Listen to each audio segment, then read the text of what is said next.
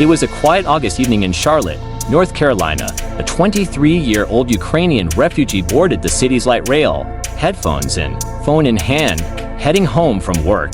Minutes later, chaos erupted. She was stabbed multiple times in a violent, unprovoked attack while surrounded by witnesses. This was not an accident. This was murder made public.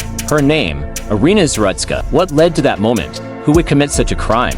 And why did this young woman, seeking peace and safety in a new country, meet such a fate? Investigators discovered that on August 22, 2025, Iryna Zarutska formed part of a tragedy that would send shockwaves far beyond Charlotte city limits. According to police and transit authorities, Iryna boarded the Lynx Blue Line light rail, also referred to as the Cat's Blue Line, sometime around 9:46 p.m. She took her seat, wearing headphones, seemingly oblivious to what lurked nearby. Surveillance footage later revealed a man, identified as Decarlos Brown Jr., sitting a few rows behind her.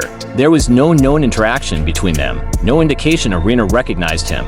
As the train moved, Brown allegedly drew a pocket knife, enfolding it quietly, neck or throat. The attack was swift and brutal. Passengers on board witnessed the assault. Some attempted to help, while others were stunned. According to local news reports, the train came to a stop soon after. Bystanders rushed to her side as she lay bleeding. The police were alerted. Iryna was pronounced dead at the scene. In the chaos, Brown fled from the train, stepping onto the platform, where he was arrested within minutes. He had a fresh cut on his hand, which may have been sustained during the attack. The event marked an unprovoked, random act of violence. A young woman murdered in public transit.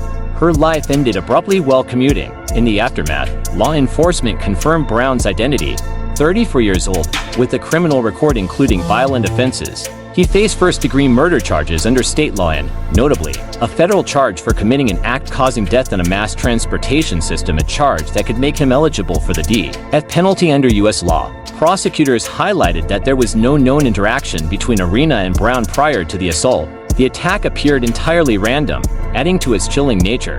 The federal government's involvement was swift. The Justice Department announced the filing of a federal criminal complaint in the U.S. District Court in Charlotte. Brown was charged with one count of committing an act causing death in a mass transportation system, the first step toward pursuing the maximum penalty. Statements from officials underscored the gravity of the crime. Attorney General Pamela Bondi issued a statement. Iryna Zarutska was a young woman living the American dream. Her horrific murder is a direct result of failed soft-on-crime policies. We will seek the maximum penalty. The FBI quickly joined the investigation to assist local law enforcement. Iryna's family responded with grief and calls for justice. In a statement, they pleaded for review of public transit security and the protocols that might have prevented such an attack. Local authorities also came under scrutiny for transit safety.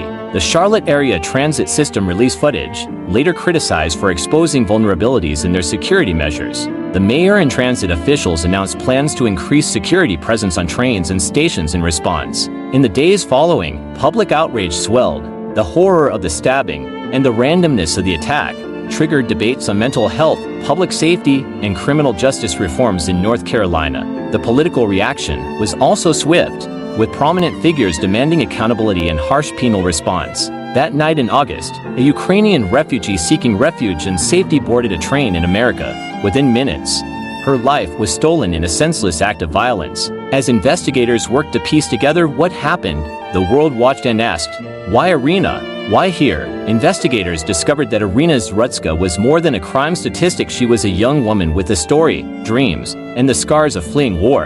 Her life before that fateful night offers context to the shock her death sent through Charlotte and beyond. Iryna was born and raised in Kyiv, Ukraine. According to reports, she studied art and restoration, pursuing her passion in a country facing immense turmoil. When the Russian invasion intensified, she and her family moved to a bomb shelter, exposing them daily to the dangers of war. In 2022, Iryna, her mother, and siblings emigrated to the United States in search of safety. Her father remained behind in Ukraine, unable to leave due to draft age restrictions. Charlotte became home. It was a place she chose to build a new life, one away from conflict and full of hope. Once in Charlotte, Iryna worked multiple jobs to support herself and her family. She was employed at a pizzeria, cared for animals in her neighborhood, and also worked at an assisted living center. Even while juggling shifts, she remained committed to her art and studies. Her degree in art and restoration from Kyiv suggests she carried interest beyond survival. She was someone with cultural and creative roots. On the night of August 22, Iryna left work in her uniform and boarded the Lynx Blue Line Charlotte's light rail to make her way home just another night in her routine. She was also living in Charlotte with her partner, though details of that relationship remain private in public records. Iryna's family has spoken out in grief and remembrance. In a statement, they said, "We are heartbroken beyond words. Iryna came here to find peace and safety, and instead her life was stolen from her in the most horrific way." Her uncle described her as the glue of the family, a reference to her role within her household and community. She chose to be buried in the U.S., though the Ukrainian embassy offered to return her remains home. Her family expressed that she had grown to love her new life here. Iryna's background underscores the tragedy of what she was doing on that train. She was a refugee rebuilding her life, working multiple jobs, pursuing her education, trying to acclimate to a new country, and yet, she fell victim to a random, brutal act of violence. Her story complicates the narrative. She wasn't just a random victim, she was someone who had left a war zone, invested in making a life in the USA, and who trusted public transport to carry her safely home. Her status as a refugee drew international attention. Many question how someone seeking safety in America could be murdered in such a public, violent manner. As the investigation unfolded, investigators and the public alike had to reckon not just with how she died, but with who she was and what she stood to become. Charlotte's transit and police departments combed through numerous surveillance cameras and evidentiary leads. According to reports, Brown was spotted riding the Lynx Blue Line, the same train system where Iryna was attacked for hours before the stabbing took place. Footage shows Brown boarding the train at an earlier station and sitting a few rows behind where Iryna would later sit. About 4 minutes after Iryna boarded, Brown allegedly stood and pulled a foldable pocket knife from his clothing. In the minutes before the attack, multiple witnesses and camera angles show Brown making unusual movements and apparently behaving erratically. Some accounts say he laughed to himself. At approximately 9:50 p.m., Brown stood, approached Iryna from behind, and stabbed her multiple times. The assault is described as a sudden, unprovoked attack. Iryna was seated, listening to music via headphones, likely unaware of what was coming. She sustained at least 3 stab wounds, including one to her neck or broke the carotid artery area, which contributed to her rapid bleeding. After the attack, Brown is alleged to have left the train at the next stop, blending into the station crowd before being apprehended shortly afterward. The murder weapon, a pocket knife, was recovered by investigators, along with other items that connected Brown to the crime. Brown was arrested soon after leaving the train platform. He sustained a hand laceration, which authorities say could be linked to the stabbing confrontation or handling the knife. He was charged on first-degree murder in North Carolina, but in addition to the state-level charge, the Justice Department filed a federal complaint charging Brown under the law that prohibits committing acts causing death in mass transportation systems. That federal charge could carry the death penalty.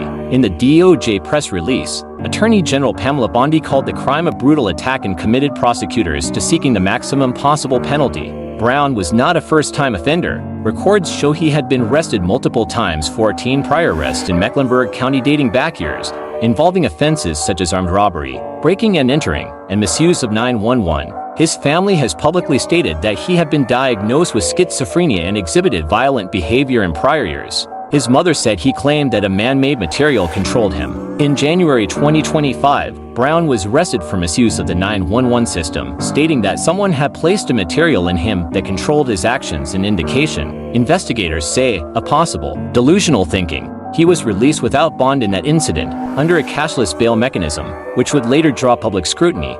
Some observers say that Brown's mental health history, the casualness of the attack, and the public nature of the crime suggests the motive was likely not personal but perhaps psychotic or impulsive. The fact that Iryna and Brown reportedly did not know each other reinforces the apparent randomness. Investigators descended quickly on the Lynx Blue Line train in the station where the attack unfolded. Detectives secured the blood-stained seating area, collected the foldable pocket knife believed to be the weapon, and pulled hours of surveillance footage from both the train and the station. Eyewitnesses provided statements. Many described the attack as sudden and without warning, with Iryna listening to music and unaware until the moment Brown struck.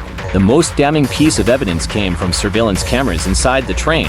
The footage reportedly shows Brown shadowing Iryna's movements, sitting just behind her, fidgeting, and pulling out the knife before lunging. Authorities also noted that he attempted to wipe the knife after the stabbing, an action prosecutors would later cite as evidence of consciousness of guilt. Detectives worked under two key questions. 1. Did Brown know Iryna? Evidence quickly showed no connection between them. They had never met. This appeared to be a random act of violence. 2. Why that train? Why that night? Brown had been spotted riding the Lynx Blue Line for hours beforehand, possibly aimlessly.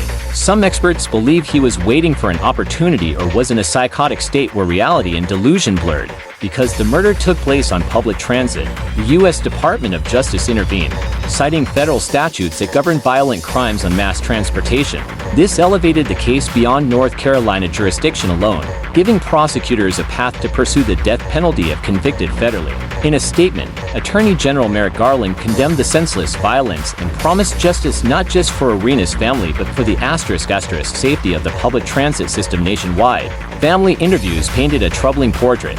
His mother revealed he was diagnosed with schizophrenia years earlier. His sister described violent outbursts and hallucinations, including hearing voices and claims that man-made materials were implanted in him. Police records showed multiple prior arrests, more than a dozen. Many went unprosecuted or resulted in light sentencing, often due to pleas tied to mental competency issues. This sparked debate.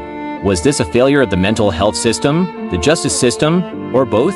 Prosecutors began structuring their narrative, surveillance video clearly documenting the act, eyewitness testimony describing Brown's behavior before, during, and after, the knife with blood traces belonging to Iryna, Brown's past statements suggesting delusions but also awareness of his actions. The question looming, was this cold-blooded murder, or a psychotic break? News of the stabbing spread within hours across Charlotte and then the entire United States. Local TV stations ran with breaking banners. Young Ukrainian woman murdered on Charlotte light rail. Soon, major outlets ABC, NBC, CBS, The New York Times picked up the story. Each report emphasized the shocking randomness. A woman commuting home, murdered in cold blood by a man she didn't know. The case quickly drew international attention, especially in Ukraine. Iryna Zarutska had only moved to the U.S. recently, part of the wave of Ukrainians who sought safety and opportunity after Russia's full-scale invasion in 2022. Ukrainian officials condemned the murder and called on U.S. authorities to deliver swift and fair justice. Ukrainian news outlets described Iryna as a symbol of resilience, a young woman rebuilding her life abroad only to face a senseless act of violence. In Charlotte, outrage mounted almost instantly. Community members held vigils near the Lynx Blue Line station, where Iryna died, placing flowers, candles, and Ukrainian flags at the site. Anger wasn't just about the crime itself, it was about why it happened at all. Watch out for part 2.